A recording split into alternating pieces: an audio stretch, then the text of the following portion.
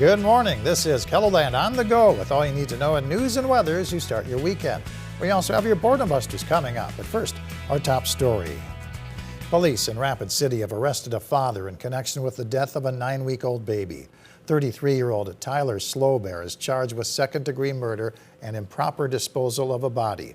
Officers were called to his home Thursday morning for a welfare check. Authorities later learned that the baby, Malinko Bagola, had not been seen since April 19th. Police say Slowbear assaulted the infant, who later died. Authorities say Slowbear hid the baby's body outside somewhere in Rapid City. It was an intense afternoon in a central Sioux Falls neighborhood on Friday. Authorities closed streets and had their guns drawn during what appeared to be a standoff. A person was eventually taken away in handcuffs. We shot this video near 8th Street and Nesmith Avenue, which is in the Whittier neighborhood. Both police and the U.S. Marshal's Office were involved. Sanford Health says it plans to join forces with a Minnesota-based health organization. In a news release on Friday, Sanford says it's planning to merge into a single nonprofit health system with North Memorial Health. If this deal is approved, Sanford's current president and CEO, Bill Gasson, will continue leading the combined organization alongside the existing executive team. The merger would add to Sanford's already large medical footprint. The health system currently has more than 50,000 employees who work in nearly 60 hospitals and more than 280 clinics.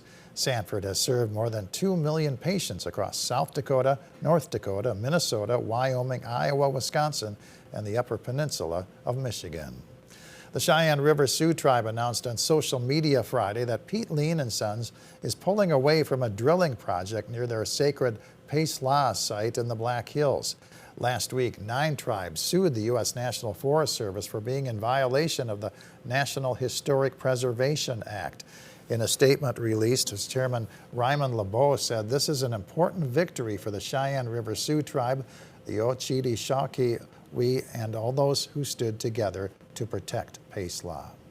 Let's take our first look at the forecast now with meteorologist Jalen Borison in the Storm Center.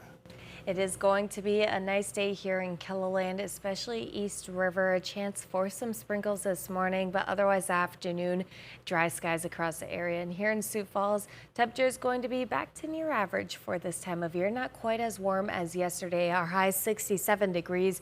North wind 10 to 20 miles per hour, 64 in Aberdeen. And in southwestern KELOLAND, some 50s and 60s, but also a chance for showers and isolated thunderstorms arrives for this afternoon. Not expecting anything though in terms of severe weather in southwestern South Dakota, and that activity moves out by tonight. We'll have dry skies, but also some chilly lows. 33 in Aberdeen, 32 in Watertown, and 34 in Brookings. These areas included in a frost advisory that will take effect tonight and continue into tomorrow morning, so make sure to cover up or bring in any of those sensitive plants. But from there, temperatures are going to recover and will be slightly warmer. 68 in Sioux Falls, 68 in Chamberlain for your Mother's Day, 66 in Mobridge, and 70 in Rapid City with plenty of sunshine. And as we head further into next week, temperatures going to feel a little more like summer. We'll take a look at that coming up in my 7-day forecast. All right, thank you very much, Jalen. Southeast Technical College in Sioux Falls will be the site of an affordable housing factory of sorts. The school broke ground Friday on the Wells Fargo Home Building Lab, where Southeast Tech students will be building homes for the local chapter of Habitat for Humanity. We'll have huge, essentially airplane hangar doors on the front that we just wheel it up and move the houses out, and then we'll be able to start building the next one. The lab will be large enough for students to build 2 homes at a time. The lab is scheduled to be completed next spring. The Spring Parade of Homes kicks off today with 60 homes available to tour in Sioux Falls and surrounding communities. You're going to have a huge variety when you come out and see the Parade of Homes. You're going to see things from real type, modern type homes. You're going to see the contemporary ranch homes. You're going to see twin homes. You're going to see homes in different stages. We have a couple homes that are not fully completed and finished, and you're going to have other homes like ours that are fully staged and outfitted. You can tour the homes from 1 to 5 p.m. this weekend and next weekend. The 3 feature homes on the tour have an entry fee of $5. Otherwise, all of the other homes are free to see. The Avera Race Against Cancer supports patients receiving services and care at the Avera Cancer Institute in Sioux Falls. Activities are taking place at the Great Life Fitness Center at Avera McKinnon Fitness Center. Events include a 1.5 and 3 mile walks plus 5K and 10K runs. The outdoor campus in Sioux Falls is hosting a free open house on bird watching. Stop by anytime between 1 to 3 p.m. and learn how to use a field guide and binoculars before spotting birds on your own along the outdoor campus trails. It's farmers market season in Keloland. The Falls Park Farmers Market is open from 8 a.m. to 1 p.m. The Brandon Farmers Market is open from 9 a.m. to 1 p.m. on Split Rock Boulevard. The Brookings Farmers Market is open from 9 a.m. to noon in the 300 block of 6th Avenue. Severance Brewing Company in downtown Sioux Falls is hosting a Mother's Day market that includes vendors offering flowers, jewelry, and family photos. The market runs from noon to 3. The Minnehaha Master Gardeners are hosting a plant sale at the W.H. Lyon Fairgrounds. The sale starts at 9 a.m. and lasts until all of the plants are sold. The inventory includes vegetables, annuals, perennials, pollinators, shrubs, and vines.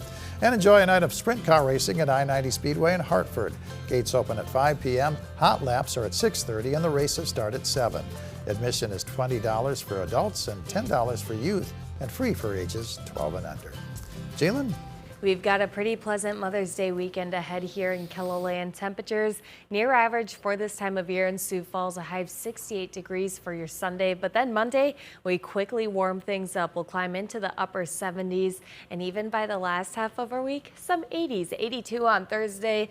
Really our best chance for some moisture, but still not great. Monday night, too, we'll watch a chance for some very late rain showers. But from there, dry skies on Friday, 86 degrees. And in the Aberdeen area, 64 for Mother's Day, plenty of sunshine. Few more clouds move in along with breezier winds for Monday, which will warm our temperatures, but then it's even windier on Tuesday, and highs will stay in the mid-70s before getting to near 80 degrees by Thursday, and a chance for some sprinkles. And in Pierre, 69 on Sunday. A lot of sunshine. Will quickly jump to the 80s though on Monday, 85 degrees, and then we'll dip back into the 70s for the middle of the week before warming right back up as we go into next weekend. 85 on Friday, with also a chance for some sprinkles there too. And in Rapid City today, the coolest day of the week, 63 is our high. By Monday, 91 degrees. It's going to go from feeling like spring to more like summer, and that will continue for the rest of the week. 87 on Wednesday. Breezy winds. Those winds calm down though as we go into the end of our week, with a chance for some spotty showers on Friday, but highs still well above average in the upper 80s.